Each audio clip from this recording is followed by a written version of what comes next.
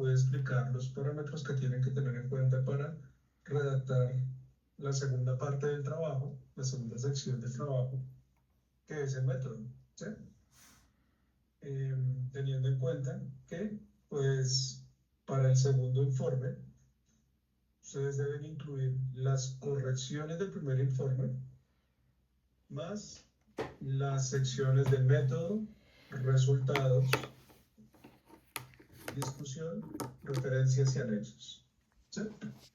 Después aquí voy a explicar específicamente lo referente al método y muy probablemente en un par de días, o muy pronto, estaría dejando una asesoría acerca de cómo hacer el análisis de resultados, ¿sí? Cómo analizar los datos.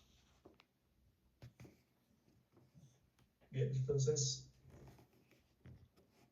a ver, las partes del método justamente involucran diseño del estudio. A ver, tengamos en cuenta que hay un límite de palabras dentro de las cuales ustedes deben destinar cierta cantidad de palabras a describir de la manera más eficiente posible el método. Y el método va a incluir estas 5 secciones y en todo caso, pues por favor, deben tomar como guía o como parámetro la plantilla del segundo corte que está publicada en el aula virtual, ¿sí? Entonces, las partes del método son el diseño, los participantes, los instrumentos, el procedimiento y los aspectos éticos. Entonces, de manera muy general, en el diseño ustedes explican cuál es el tipo de diseño y cuál es el tipo de estudio, es decir, caracterizan al estudio dependiendo de si es un estudio transversal, de si es un estudio cuantitativo, de si es un estudio comparativo, ¿cierto? Pero es muy importante que entonces expliquen, den detalles de cuál es el diseño en términos de cuáles son las variables que se buscan evaluar, ¿sí? En este caso, pues cuál sería la variable género, qué función tiene, y cuál es la variable que estamos midiendo, cuál sería, pues, en términos de investigación experimental, la variable dependiente, que es la percepción de tiempo, ¿sí? Ahora, es muy importante que en esta sección, pues, respalden eso con algún autor. En la sección de participantes deben describir y sustentar las características de la muestra. Esas características de la muestra las van a encontrar en las bases de datos con los datos que obtuvimos, que ya están publicadas, del laboratorio de percepción, en la sección inicial, en donde hay una carpeta de materiales que dice, dice bases de datos, proyecto integrador 2026-1. ¿Sí? Bueno. Los instrumentos, la sección de instrumentos consiste en describir los instrumentos utilizados, ¿cierto? Principalmente, aquí es importante definir las variables del estudio y los aparatos, o pues dar una descripción genérica de los aparatos, teniendo en cuenta que se utilizaron computadores, los experimentos requerían el uso de computadores de escritorio con teclado, pero pues cada quien lo hizo online, en su casa, o bueno, no necesariamente en un laboratorio con condiciones controladas. El procedimiento consiste en explicar paso a paso las operaciones llevadas a cabo para recolectar los datos, ¿sí? Digamos, por fases. Mientras que la sección de aspectos éticos consiste en explicar cómo se cumplieron los lineamientos éticos que demanda la investigación o requiere la investigación con seres humanos. Bueno, ahora con un poquito más de detalle. En el diseño, como ya decía, lo que debemos hacer es especificar el tipo de estudio, ¿sí? Pero, como repito, es muy importante que ustedes caractericen, obviamente no con mucha extensión, siendo muy puntuales, si el estudio es transversal, longitudinal, si es cuantitativo o cualitativo, el nivel de alcance. Pues en este semestre estamos haciendo un trabajo comparativo, ¿cierto? Esto debe ser justificado y deben incluir allí algún autor, alguna referencia de los libros o los artículos que ustedes ven en la materia en el curso de metodología de investigación. En la sección de participantes, ustedes deben describir las principales características demográficas de la muestra que usamos. Pues desde luego deben explicar cuántos participantes fueron, cuál era su edad, su género.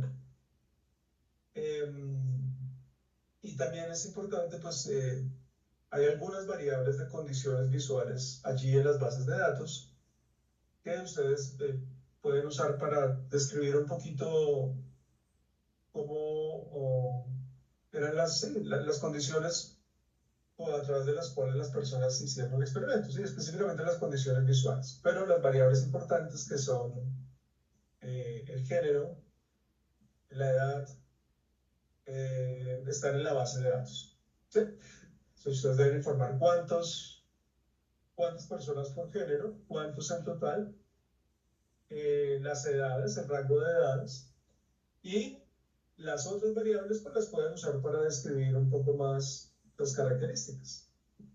Deben informar si hubo criterios de inclusión y de exclusión, ¿sí? Por ejemplo, la edad o por ejemplo el conocimiento de la tarea. Bueno, ustedes deben analizar esto, en qué sentido pues esto funciona como criterio de inclusión o de exclusión. Y también describir los entornos o las ubicaciones en donde se recopilaron los datos, teniendo en cuenta que fue pues, un estudio en que los datos se recolectaron online a través de Internet, pues deben describir eso, decir eso pues, explícitamente. Bueno, y también es importante acá, por aquí no lo veo, pero describir, hacia aquí está, describir qué tipo de muestreo se utilizó. ¿Sí? Y bueno, ahora, el siguiente punto es los instrumentos. Entonces, aquí lo importante es, pues, dar detalles técnicos específicos de las tareas experimentales que fueron tareas experimentales hechas específicamente para este estudio, ¿sí? No son pruebas psicométricas ya publicadas, estandarizadas y validadas en otros contextos, pero son más bien tareas computarizadas específicas.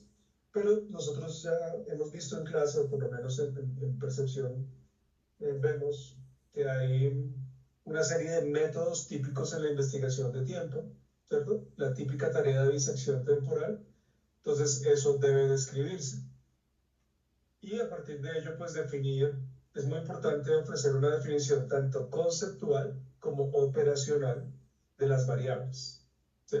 Por una parte, la variable asociada a la percepción de tiempo sería el punto de disección temporal. Tengan en cuenta que en cada experimento hubo dos condiciones, porque pues es necesario comparar, ¿sí? Al menos debe haber un criterio de comparación, por eso son las dos condiciones. Pero además de eso, la otra variable es el género, ¿sí? Y pues vamos a comparar principalmente hombres versus mujeres. Ambas variables deben estar definidas y la variable, ambas variables deben tener una definición operacional. Ahora, es muy importante que en los instrumentos describan con mucho detalle las características de los estímulos utilizados, ¿sí? Y aquí pues esta tabla resume cuáles eran las palabras que se utilizaron, ¿cierto? Tengan en cuenta que hay 4 experimentos, los estímulos eran palabras relacionadas a algún tipo de magnitud, las magnitudes usadas fueron longitud, peso, volumen y velocidad, y para cada una de esas magnitudes las palabras específicas fueron estas que están ahí, ¿no? Alfiler, autopista para longitud, pluma y yunque para peso, canica y elefante para volumen y tortuga y avión para velocidad. Como pueden ver, en todos los casos hay una palabra que refiere a algo de menor magnitud y a otra cosa de mayor magnitud, ¿sí? Entonces siempre la de menor magnitud aparece arriba. El alfiler es, en términos de longitud, el alfiler es más corto que autopista.